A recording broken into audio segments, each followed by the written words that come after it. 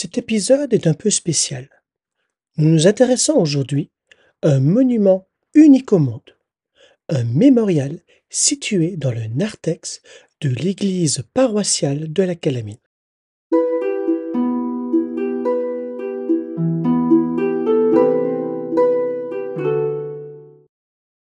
Bonjour, je suis Alain Brouze et je vous souhaite la bienvenue sur Doc de Limbourg.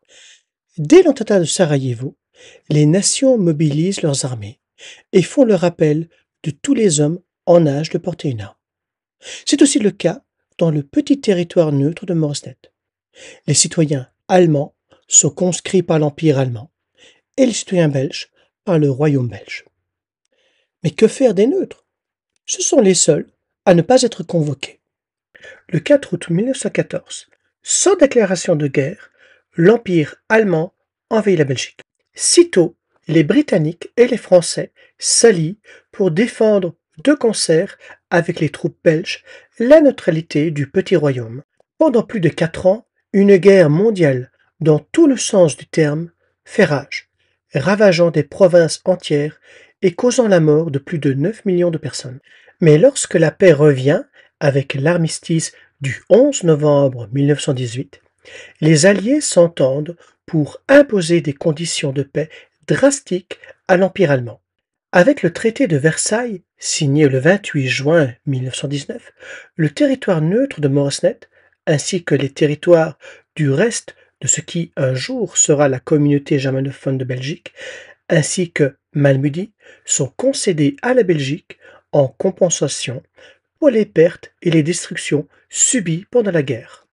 Peu après, tous les pays belligérants inaugurent des monuments en hommage aux morts, et ceci aussi bien dans les grandes villes que dans chaque petit village.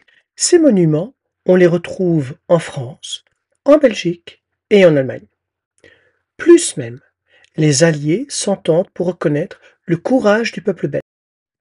Ils se rappellent à juste titre du sacrifice des soldats belges devant Liège, grâce à qui le plan von Schlieffen a été déjoué. Ainsi, ils se cotisent pour faire ériger dans la cité ardente un mémorial. C'est le célèbre monument interallié de Coin. Par respect pour les morts, les autorités françaises et belges accordent même aux Allemands d'être enterrés dignement là où ils sont tombés. C'est ainsi que voient le jour les carrés militaires allemands, dont celui de Robermont. Mais toujours, je dis bien toujours, les soldats sont enterrés dans les cimetières ou dans les carrés militaires de leurs pays respectifs. Cependant, le traité de Versailles et l'annexion de la Calamine par la Belgique n'a pas réussi à effacer d'un trait 104 ans de neutralité. Aussi, alors que les fils de Moresnet neutre se sont battus pour les deux camps, le mémorial reprend le nom de tous les Caléminois morts pendant la guerre. Et ce monument, aussi humble soit-il, est tout à fait exceptionnel et unique au monde. C'est le seul monument qui réconcilie les belligérants, qu'ils se soient battus du côté belge ou du côté allemand.